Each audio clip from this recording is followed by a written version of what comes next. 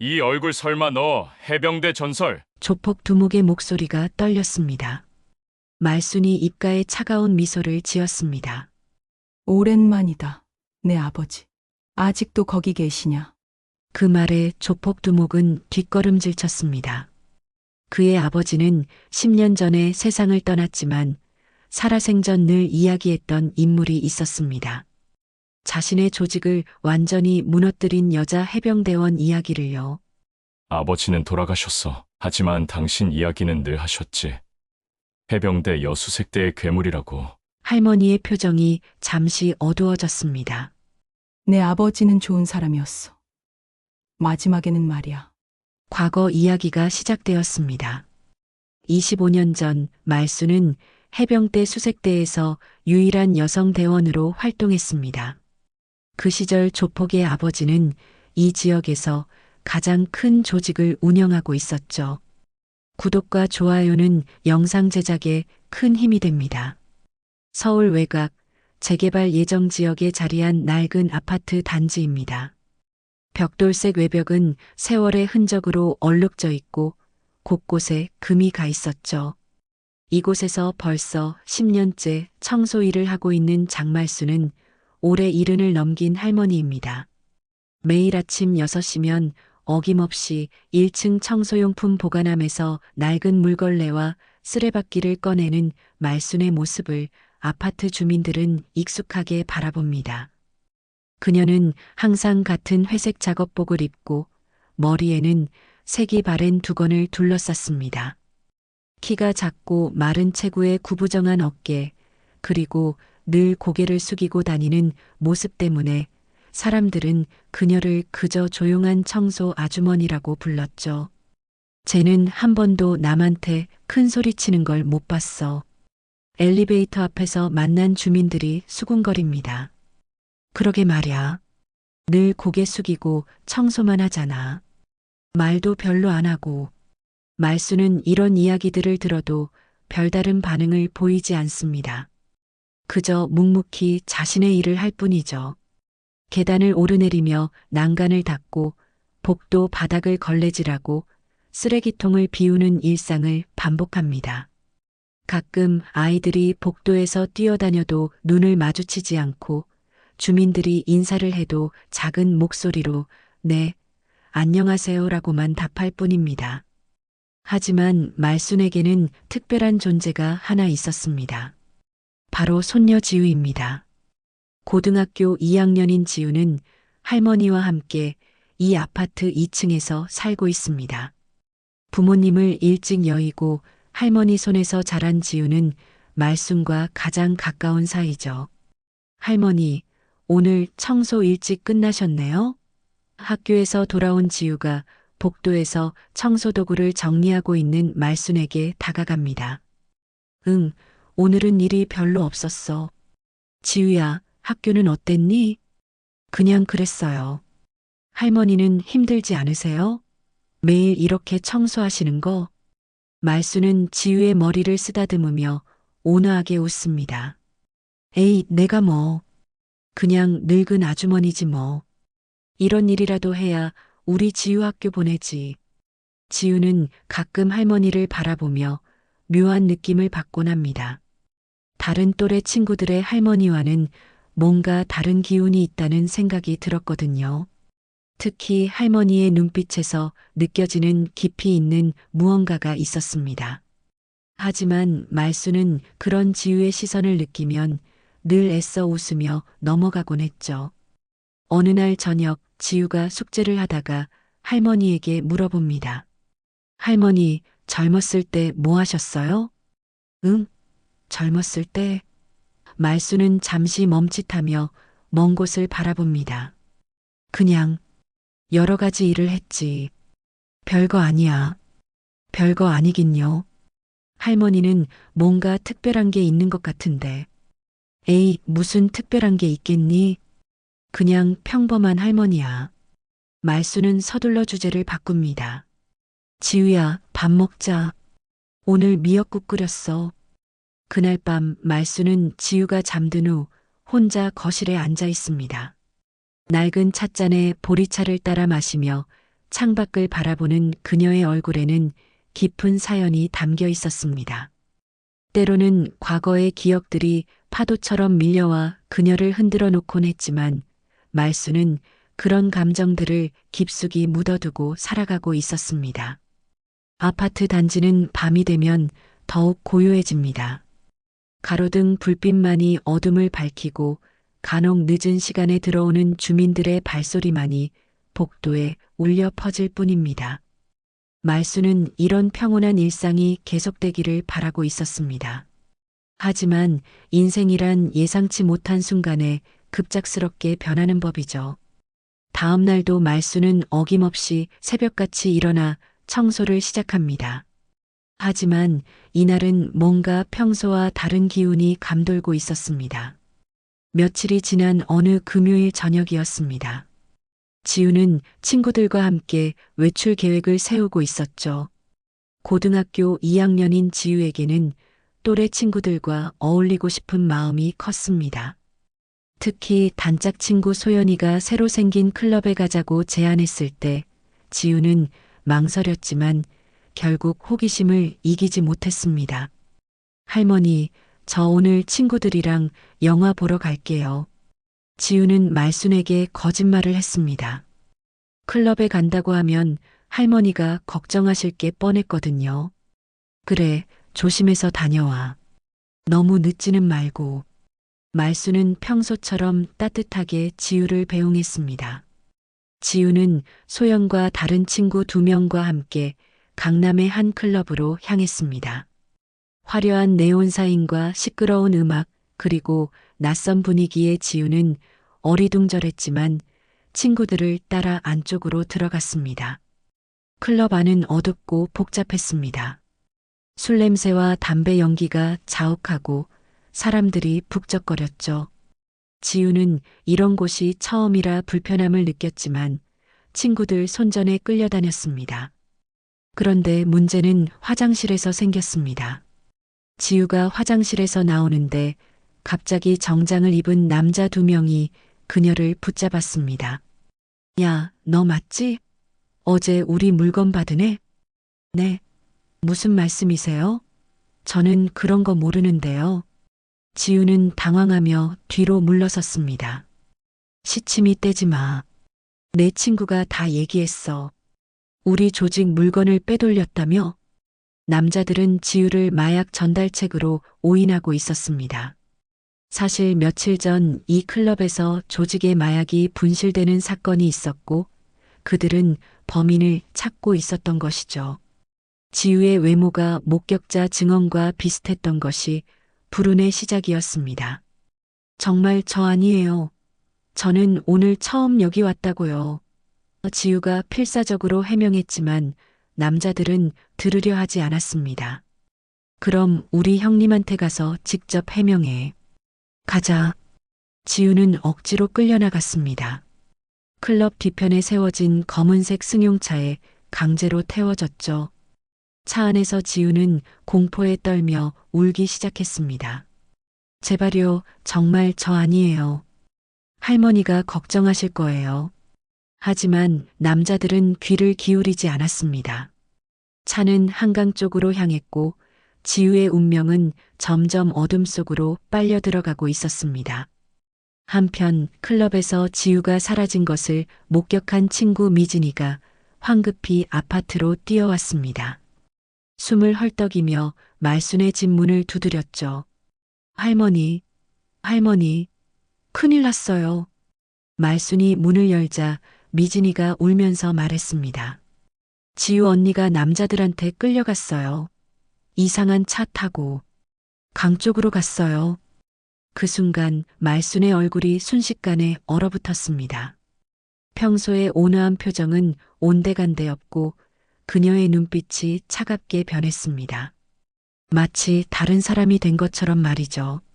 정확히 어떤 남자들이었니? 몇 명이었고 어떤 차였어? 미진이는 말순의 갑작스러운 변화에 놀랐지만 본 것을 자세히 설명했습니다. 검은색 승용차였어요. 번호판은 잘 안 보였는데 남자들은 정장 입고 있었어요. 무서워 보였어요. 말수는 더 이상 묻지 않았습니다. 그녀는 조용히 고무장갑을 벗고 안방으로 들어갔습니다. 침실 한쪽에 있는 낡은 사물함을 열었는데 그 안에는 오래된 물건들이 들어 있었습니다.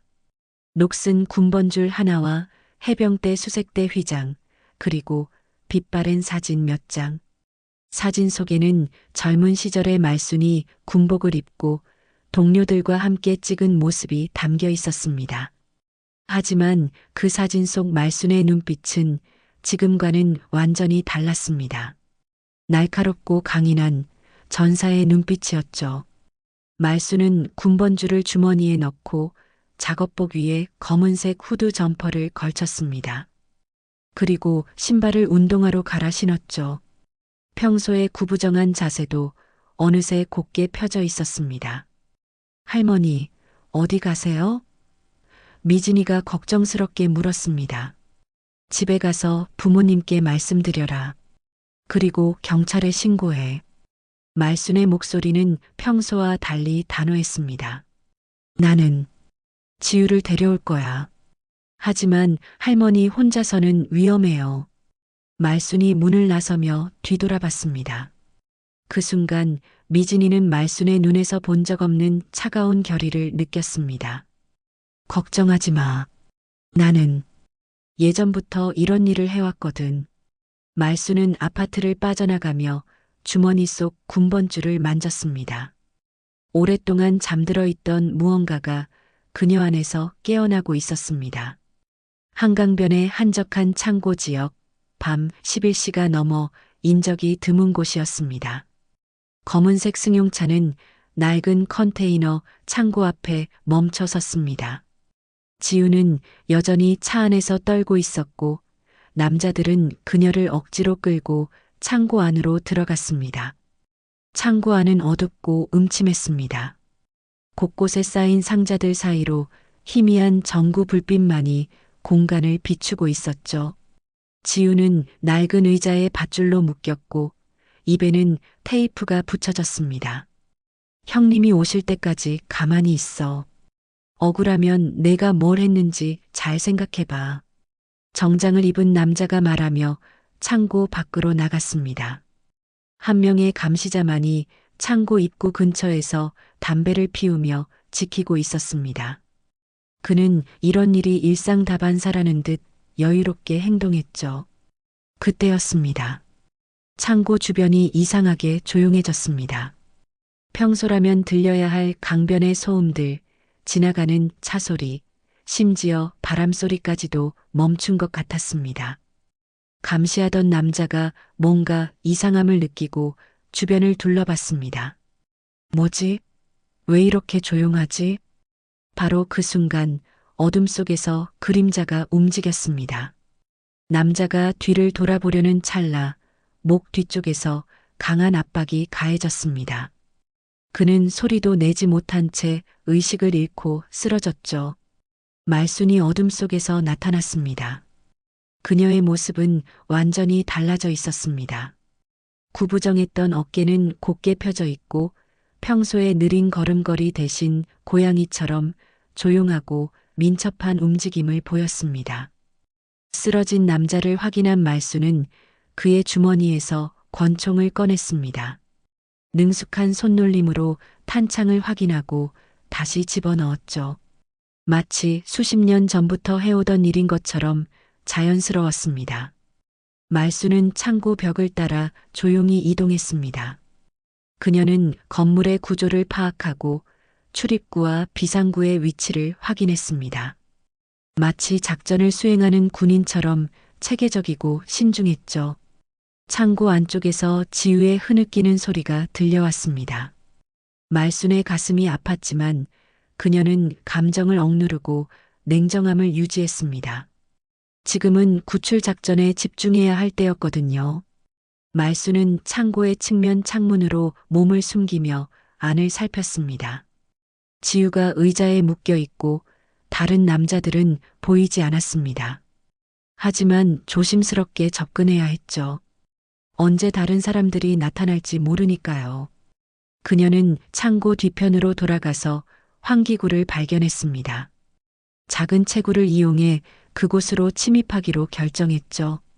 말수는 놀랍도록 유연한 몸놀림으로 환기구를 통해 창고 안으로 들어갔습니다. 창고 안에서 말수는 천장의 철골 구조물을 이용해 조용히 이동했습니다. 지우의 위치를 확인하고 주변에 다른 위험 요소가 없는지 살폈죠. 마침내 말수는 지우 뒤편으로 내려왔습니다.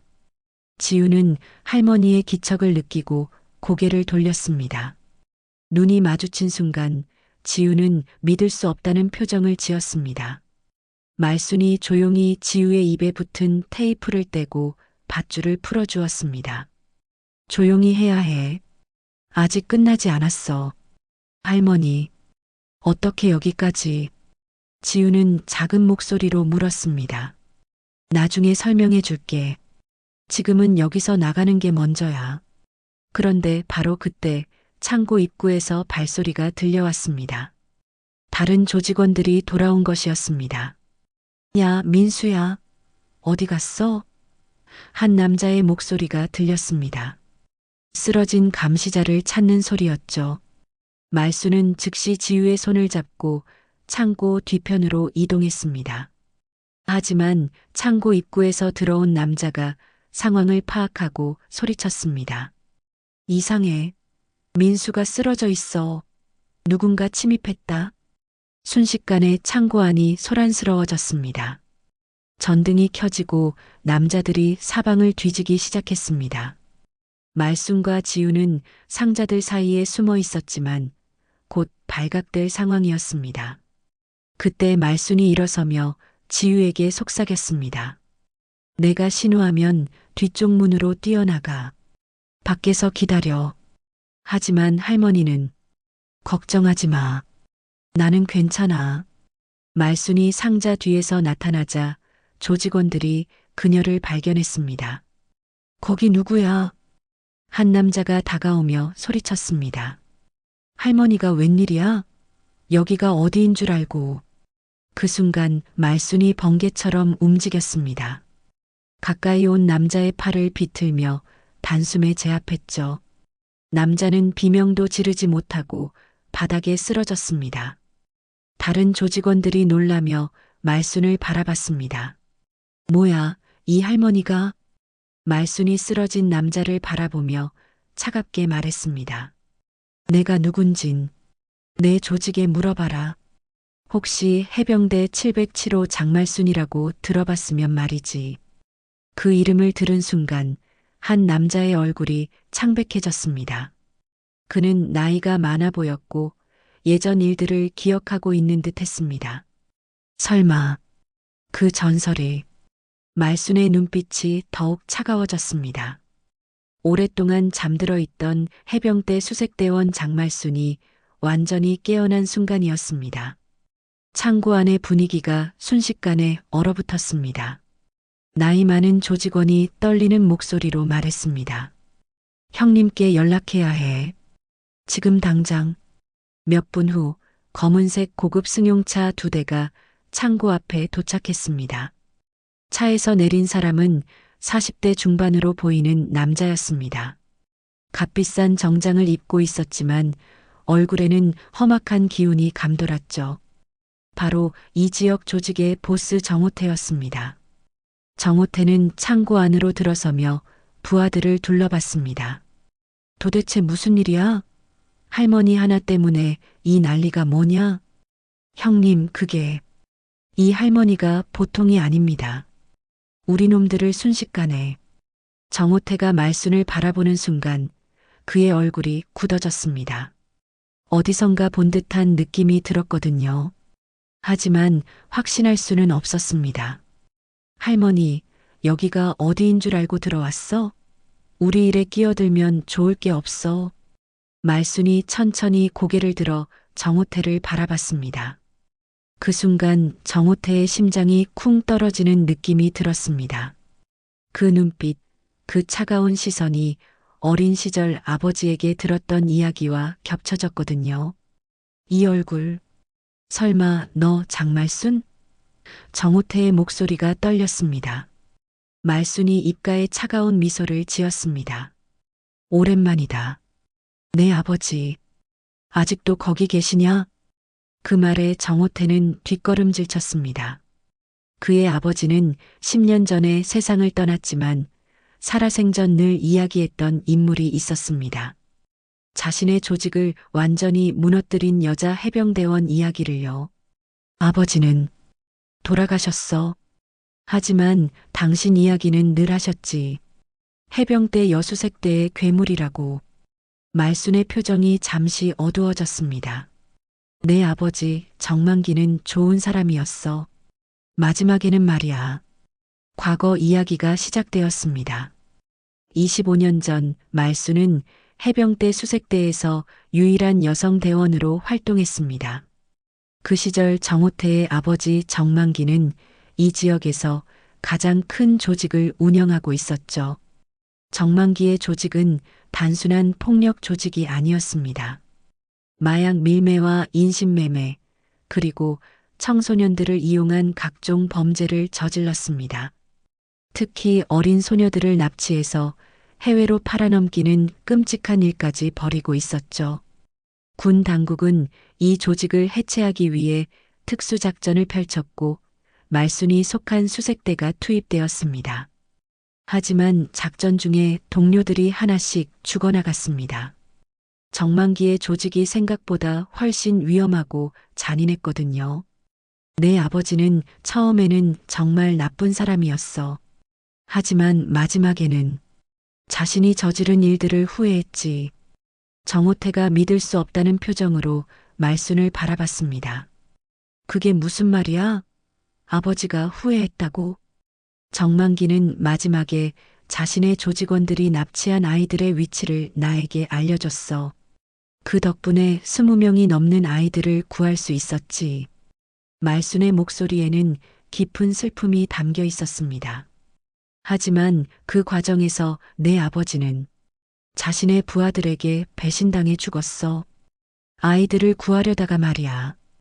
이 이야기를 들은 정호태의 마음이 복잡해졌습니다. 그는 아버지가 영웅적인 죽음을 맞았다는 사실을 몰랐거든요. 오히려 아버지를 죽음으로 몰고 간 장말순을 원수로 여기고 살아왔는데 진실은 전혀 달랐던 것입니다. 그래서 난 군을 떠났어. 너무 많은 사람들이 죽었고 너무 많은 상처를 남겼거든. 그리고 조용히 살기로 했지. 말순이 지우를 바라보며 말했습니다. 이 아이는 내 손녀야. 유일한 가족이고 내가 지켜야 할 사람이지. 그러니 보내줘. 정호태는 혼란스러웠습니다. 복수를 위해 평생을 준비해 왔는데 막상 장말순을 마주하니 복잡한 감정이 들었습니다.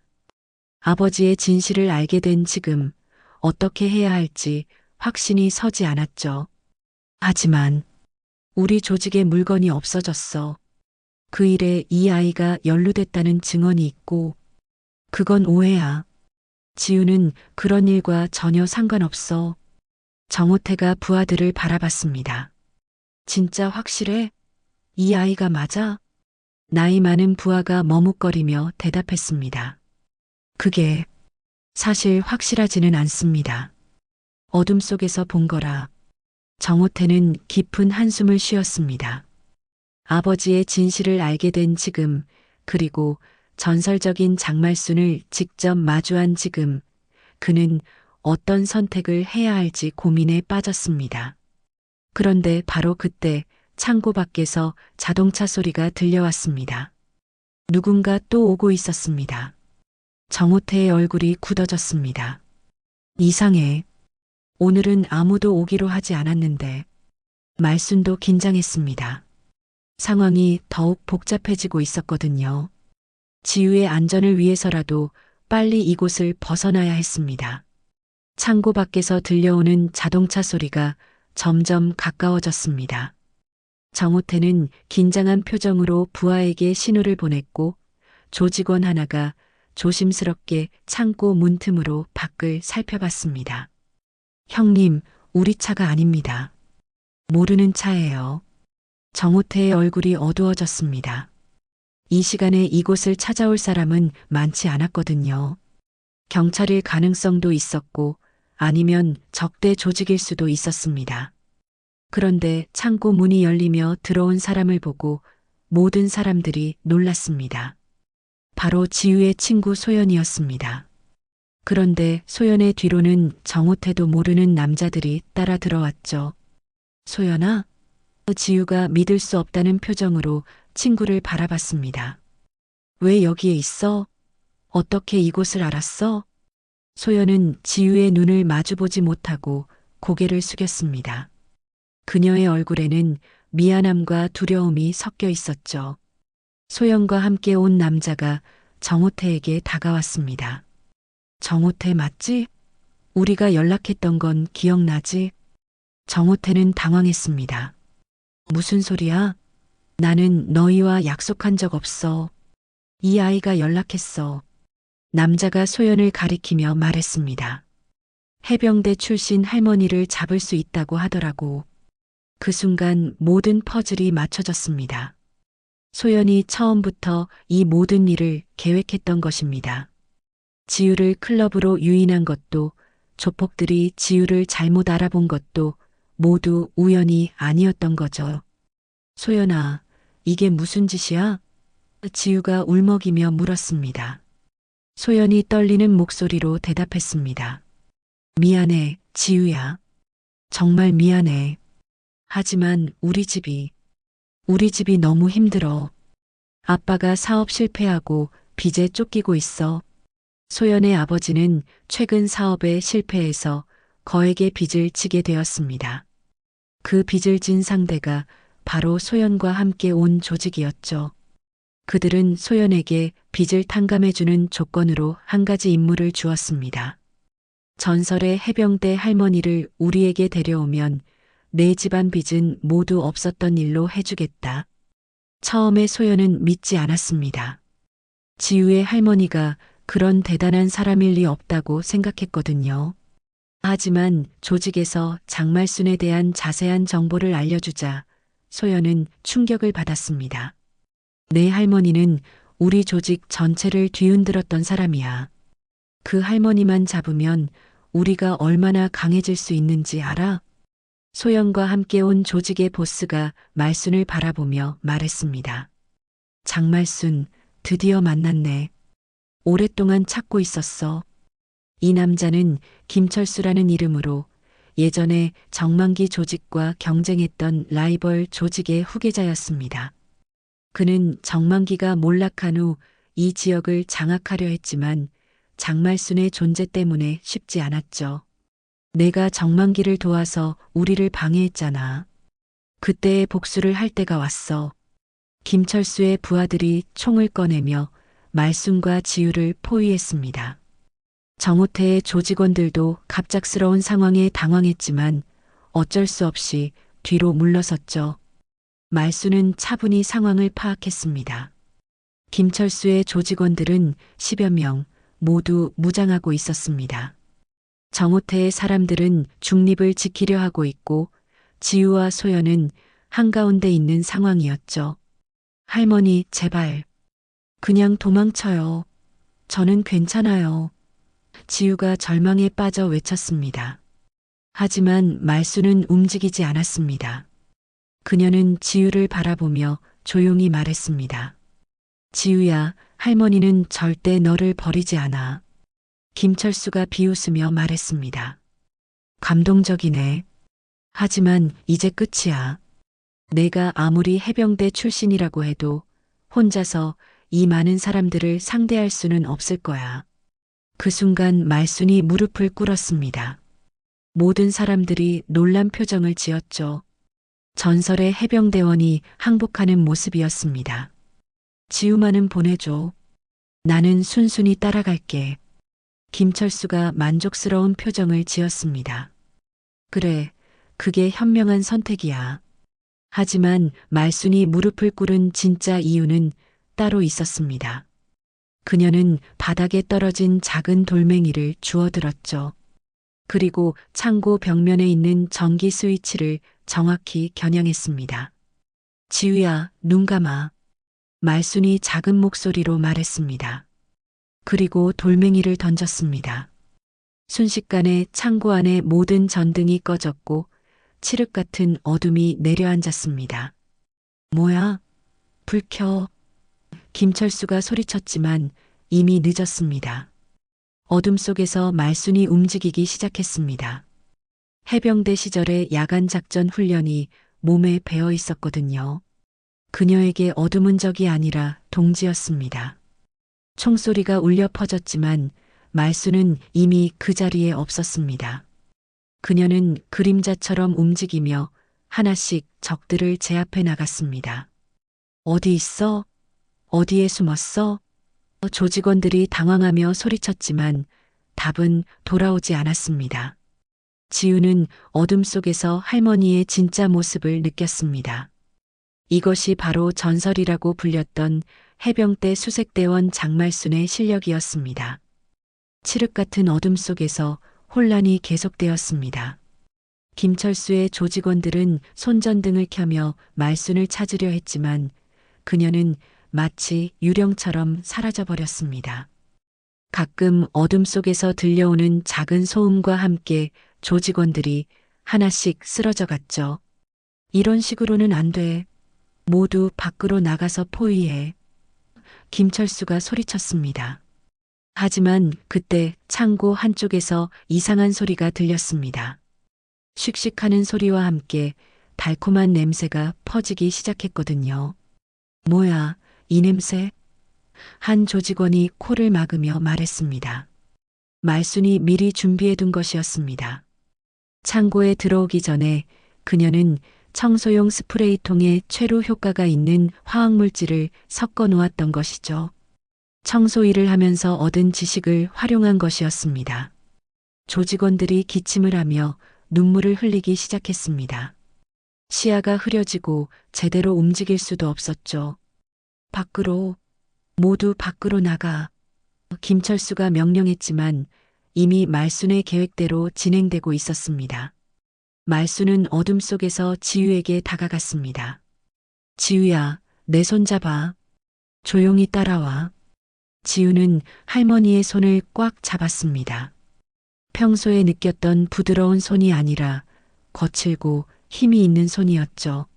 마치 오랫동안 무기를 다뤄온 사람의 손 같았습니다. 소연이도. 지우가 작은 목소리로 말했습니다. 알고 있어. 걱정하지 마. 말순이 답했습니다. 말순은 소연도 함께 데리고 창고 뒤편으로 이동했습니다. 그곳에는 그녀가 미리 준비해둔 비상 통로가 있었거든요. 창고에 들어오기 전에 건물 구조를 파악하고 탈출 경로를 만들어둔 것이었습니다. 할머니, 이게 다 계획이었어요? 지우가 놀라며 물었습니다. 해병대에서 배운 거야. 적진에 들어갈 때는 항상 들어가는 길과 나오는 길을 따로 준비해둬야 해. 말순은 창고 뒤편 벽에 낡은 판자를 밀어냈습니다. 그곳에는 사람이 빠져나갈 수 있을 만큼의 구멍이 있었죠. 사실 그녀가 창고에 들어오기 전에 미리 만들어둔 비상구였습니다. 세 사람이 창고 밖으로 나왔을 때 김철수의 조직원들은 여전히 창고 안에서 헤매고 있었습니다. 하지만 곧 그들도 밖으로 나올 것이 뻔했죠. 이제 어떻게 해요? 소연이 떨리는 목소리로 물었습니다. 말순이 주머니에서 낡은 휴대폰을 꺼냈습니다. 예전 동료에게 연락할 거야. 전화를 걸자 굵은 남자 목소리가 들렸습니다.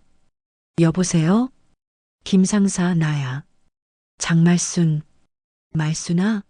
이게 얼마만이야? 어디서 뭐하고 살았어? 김상사는 말순과 함께 해병대 수색대에서 활동했던 동료였습니다. 지금은 전역해서 민간 보안업체를 운영하고 있었죠. 지금 급한 상황이야. 도움이 필요해. 무슨 일인데? 위치만 알려줘. 지금 당장 갈게. 말순이 창고의 위치를 알려주자 김상사는 즉시 출발한다고 했습니다. 하지만 그가 도착하기까지는 시간이 걸렸죠. 그 사이 창고에서 김철수와 조직원들이 나왔습니다. 그들은 화가 머리끝까지 나 있었고 말순을 찾기 위해 주변을 수색하기 시작했습니다. 멀리 가지 못했을 거야. 근처를 다 뒤져. 말순은 지우와 소연을 데리고 창고 단지 뒤편의 컨테이너 더미로 숨었습니다. 하지만 조직원들이 점점 가까이 오고 있었죠. 할머니, 저 때문에 이런 일이. 소연이 울먹이며 말했습니다. 지금은 그런 얘기할 때가 아니야. 일단 안전한 곳으로 가는 게 먼저야. 그때 멀리서 자동차 소리가 들렸습니다. 김 상사가 도착한 것이었습니다. 그는 혼자가 아니라 옛 동료 2명과 함께 왔더군요. 김 상사는 말순을 보자마자 반가워했습니다. 말순아, 정말 오랜만이야. 그런데 무슨 일이야? 말순이 간단히 상황을 설명하자 김 상사의 표정이 굳어졌습니다. 그놈들이 감히 우리 해병대 출신을 건드렸다고? 상사, 이 아이들은 안전한 곳으로 보내주세요. 저는, 뭔 소리야? 혼자 처리하려고? 우리가 뭘 위해 여기 왔는 줄 알아? 김 상사와 동료들은 모두 저녁 후에도 서로 연락을 주고받으며 지내던 사이였습니다. 특히 말순은 그들에게 특별한 존재였죠. 유일한 여성 대원이었지만 누구보다 용감하고 실력이 뛰어났거든요. 해병대는 결코 한 명을 버리지 않아. 너도 그 애들도. 말순이 지우와 소연을 바라보며 말했습니다. 김 상사가 고개를 끄덕이며 동조했습니다. 맞아. 우리는 동료를 버리지 않아. 그리고 민간인을 위협하는 놈들은 용서하지 않고. 그 순간 지우는 처음으로 할머니의 진짜 모습을 이해하게 되었습니다. 말순은 단순히 강한 사람이 아니라 동료를 위해서라면 목숨도 바칠 수 있는 진짜 군인이었던 것입니다. 김철수의 조직원들이 컨테이너 더미 쪽으로 다가오고 있었습니다. 손전등 불빛이 점점 가까워졌죠. 자, 이제 진짜 시작이야. 김 상사가 말하며 장비를 점검했습니다. 말순도 마음을 다잡았습니다. 이제는 도망칠 때가 아니라 맞서 싸울 때였습니다. 해병대의 정신이 그녀 안에서 완전히 되살아났거든요. 컨테이너 더미 사이에서 긴장감이 최고조에 달했습니다. 김철수의 조직원들이 손전등을 비추며 점점 가까이 다가오고 있었고 말순과 김 상사 일행은 마지막 대결을 준비하고 있었습니다. 지우야, 소연아, 너희는 저 뒤쪽 컨테이너로 가서 숨어 있어. 절대 나오면 안 돼. 말순이 두 아이에게 단호하게 말했습니다. 하지만 할머니, 지우가 걱정스러운 표정으로 말했습니다. 걱정하지 마. 할머니가 누군지 이제 보여줄 거야. 김 상사가 말순을 바라보며 미소를 지었습니다. 옛날 실력이 그대로 남아있길 바라야겠는데? 한번 해병대는 영원한 해병대야. 말순이 답하며 눈빛을 날카롭게 세웠습니다. 김철수의 목소리가 컨테이너 더미 사이로 울려 퍼졌습니다. 장말순, 나와라. 더 이상 숨어봤자 소용없어. 말순이 컨테이너 뒤에서 천천히 나타났습니다. 그녀의 모습은 완전히 달라져 있었습니다. 구부정했던 어깨는 곧게 펴져 있었고 평소의 온화한 표정 대신 전사의 날카로운 기운이 감돌았죠. 여기 있다. 말순이 차가운 목소리로 말했습니다. 김철수가 조직원들과 함께 말순을 포위했습니다. 드디어 나왔네. 이제 끝이야. 끝? 말순이 비웃으며 말했습니다. 아직 시작도 안 했는데? 그 순간 김 상사와 동료들이 다른 방향에서 나타났습니다. 조직원들은 갑작스러운 상황에 당황했죠. 뭐야? 저놈들은 또 누구야? 한 조직원이 소리쳤습니다. 김 상사가 당당하게 말했습니다. 해병대 수색대 출신들이야. 우리 동료를 건드린 걸 후회하게 해줄 거야. 전투가 시작되었습니다. 하지만 이번에는 일방적인 싸움이 아니었습니다. 해병대 출신들의 체계적이고 정확한 움직임 앞에서 조직원들은 당황할 수밖에 없었죠. 말수는 자신에게 달려드는 2명의 조직원을 순식간에 제압했습니다. 오랫동안 사용하지 않았던 격투 기술이지만 몸이 기억하고 있었거든요. 이게 바로 해병대 수색대의 실력이야. 말순이 쓰러진 조직원을 바라보며 말했습니다. 김철수는 상황이 자신에게 불리하게 돌아가자 화를 냈습니다. 이런 식으로는 안 돼. 모든 화력을 집중해. 조직원들이 총을 꺼내 들었지만 해병대 출신들은 이미 엄폐물을 이용해 숨어 있었습니다. 컨테이너라는 지형을 완벽하게 활용한 것이죠. 김상사, 오른쪽에서 3명 온다. 말순이 소리쳤습니다. 알겠어. 너는 왼쪽 맡아. 마치 오래전 전장에서처럼 완벽한 팀워크를 보여주었습니다. 조직원들의 공격은 효과를 발휘하지 못했고 오히려 해병대 출신들의 반격에 하나씩 쓰러져 갔습니다. 정호태는 멀리서 이 상황을 지켜보고 있었습니다. 그는 아버지로부터 들었던 장말순의 전설이 현실로 펼쳐지는 것을 목격하고 있었죠. 진짜였구나. 아버지가 말했던 그 실력이 정말이었어. 한편 컨테이너 뒤에 숨어 있던 지우는 할머니의 싸우는 모습을 훔쳐보았습니다. 평생 조용하고 온화했던 할머니의 또 다른 모습이었죠. 그녀는 이제야 할머니가 왜 그렇게 강인한 눈빛을 가지고 있었는지 이해할 수 있었습니다. 전투는 점점 해병대 출신들에게 유리하게 흘러갔습니다. 김철수의 조직원들은 절반 이상이 제압당했고 남은 자들도 사기가 떨어져 있었죠. 마침내 김철수와 말순이 1대1로 마주서게 되었습니다. 김철수는 권총을 들고 있었지만 말순은 맨손이었습니다. 이제 정말 끝이야, 장말순. 김철수가 총을 겨누며 말했습니다. 너 같은 놈에게 질 내가 아니야. 말순이 차분하게 답했습니다. 김철수가 방아쇠를 당기려는 순간 말순이 번개처럼 움직였습니다. 그녀는 컨테이너에서 튕겨나온 작은 철판 조각을 던져 김철수의 손목을 맞췄습니다. 으악! 김철수가 총을 떨어뜨리며 비명을 질렀습니다. 말순이 순식간에 다가가 김철수를 제압했습니다. 그의 팔을 뒤로 비틀어 움직이지 못하게 만들었죠. 항복해. 더 이상 싸워봤자 소용없어. 김철수가 땅에 무릎을 꿇으며 말했습니다. 난 내가 여자라서 늙어서 질 줄 알았어. 말순이 차가운 눈빛으로 그를 바라보며 답했습니다. 나는 한 번도 널 사람으로 본 적 없었다. 짐승도 끝까지 싸우더라. 바로 그때 멀리서 사이렌 소리가 들려왔습니다. 경찰이 도착한 것이었습니다. 아마도 총소리를 듣고 신고가 들어갔을 것이죠. 김 상사가 말순에게 다가왔습니다. 경찰이 오고 있어. 어떻게 할 거야? 말순이 김철수를 바라보며 말했습니다. 이제 정의의 심판을 받을 시간이야. 경찰차들이 도착하고 현장은 순식간에 정리되었습니다.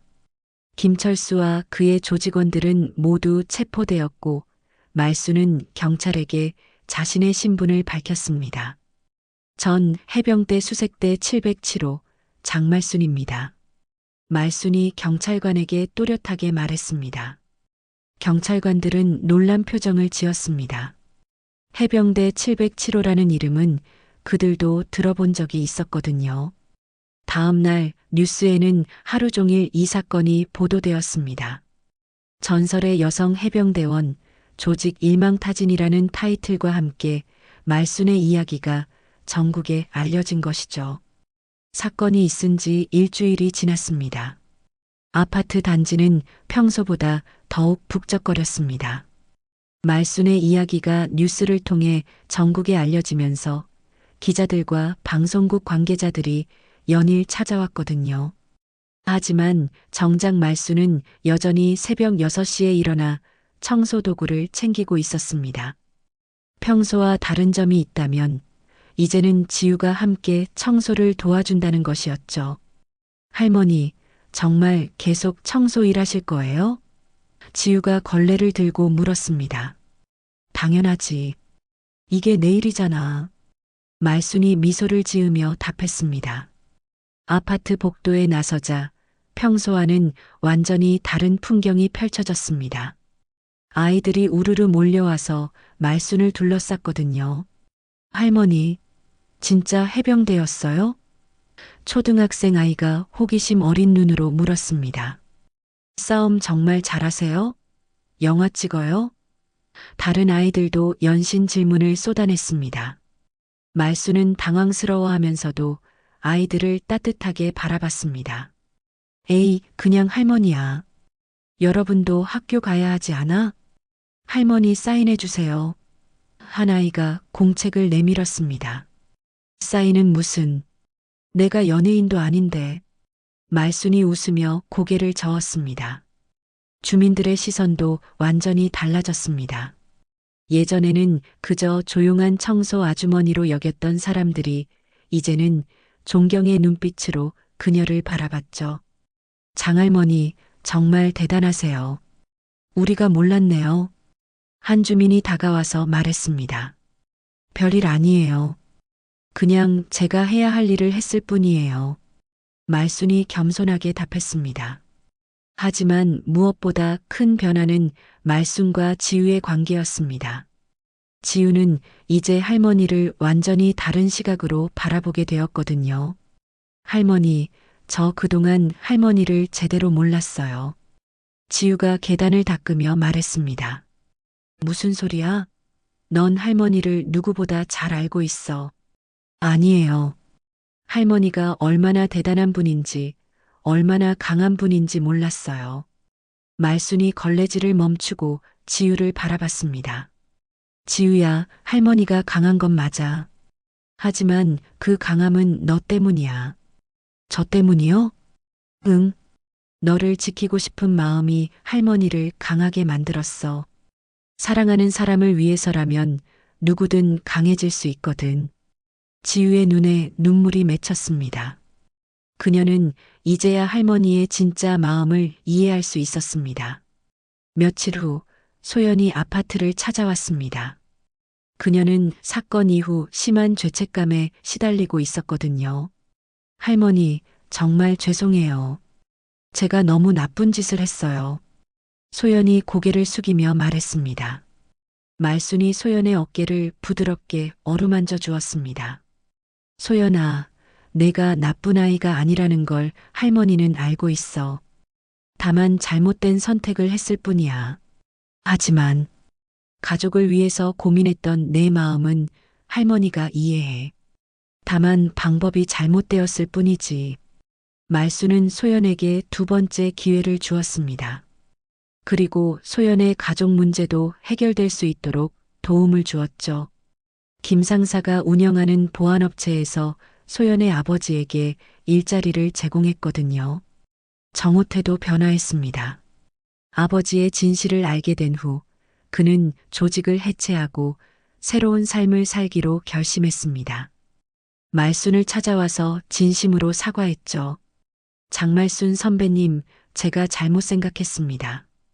아버지의 진실을 알려주셔서 감사합니다. 내 아버지는 마지막에 영웅이었어. 그걸 기억해줘. 시간이 흐르면서 아파트 단지는 다시 평온을 되찾았습니다. 기자들과 방송국 관계자들도 점차 줄어들었고 일상이 돌아왔죠. 어느 날 저녁 말순과 지우가 함께 청소를 마치고 집으로 돌아가는 길이었습니다. 석양이 아파트 복도를 주황빛으로 물들이고 있었죠. 할머니, 혹시 다시 예전처럼 조용히 살고 싶으세요? 지우가 물었습니다. 말순이 잠시 생각에 잠겼습니다. 조용한 건 좋아. 하지만 예전과는 달라. 이제는 숨어서 사는 게 아니라 당당하게 사는 거야. 어떻게 다른 거예요? 사람은 누구나 자기 전장을 살아. 할머니는 이제야 내 진짜 전장에서 벗어났어. 지우가 말순의 말을 곰곰이 생각해 봤습니다.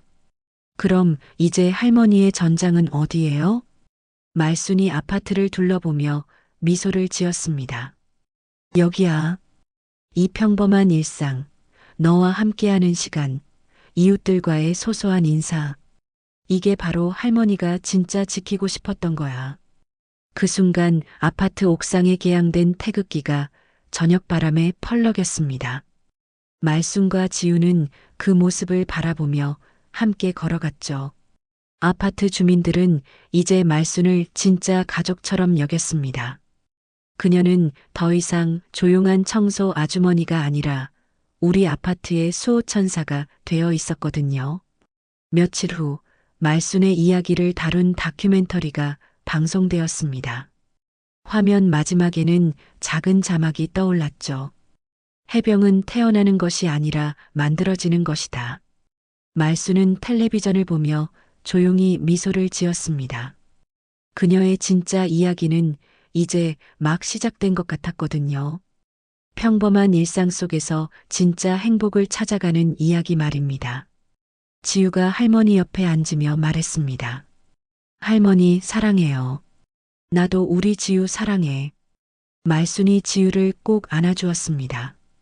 창밖으로는 평화로운 아파트 단지의 저녁 풍경이 펼쳐져 있었습니다. 모든 것이 제자리를 찾아가고 있었죠.